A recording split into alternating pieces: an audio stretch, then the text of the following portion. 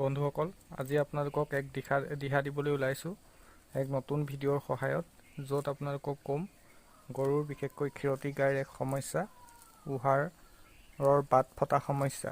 এই সমস্যাটো ক্ষীৰতী গাইৰ ক্ষেত্ৰত সাধাৰণতে দেখা যায়, আৰু সেই সমস্যাটো হ'লে বিভিন্ন ধৰণৰ অসুবিধাৰ সন্মুখীন হয়। বিশেষকৈ গাখীৰ খিৰোৱাৰ সময়ত আমাৰ বিভিন্ন ধৰণৰ প্ৰব্লেম আহি পৰে। ভাবিছোঁ আজি এনেকুৱা এটা ঘৰুৱা দিহা দিওঁ, য'ত আপোনালোকে এই গৰুৰ বাট ফটা ৰোগৰ পৰা গৰুজনী বচাব পাৰিব।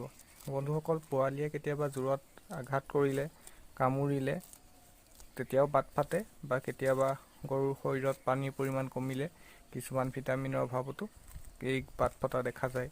বন্ধুসকল, গৰুজনীৰ যদি এনেকুৱা অৱস্থা হৈছে, তেতিয়াহ'লে আপোনালোকে মোৰ উপায়টো গ্ৰহণ কৰক। আপোনালোকক এই উপায়টোৰ কাৰণে লাগিব কিছু পৰিমাণৰ হালধি, শুকান হালধি বা কেঁচা হালধি হ'লেও হ'ব, আৰু লাগিব আপোনাৰ ছালকুঁৱৰী যি পাতৰ মাজৰ অংশ এঠা জাতীয়, সেই অংশ লাগিব। এল'ভেৰা জুইচ সেই অংশ লাগিব।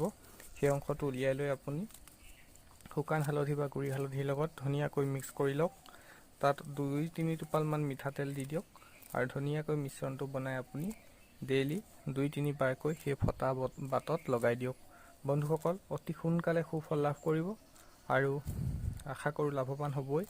আৰু আজি আপোনালোকে মোৰ ভিডিঅ'টো ৱাচ কৰাৰ কাৰণে আপোনালোকলৈ ধন্যবাদ। আজিলৈ আহিছোঁ, বাই।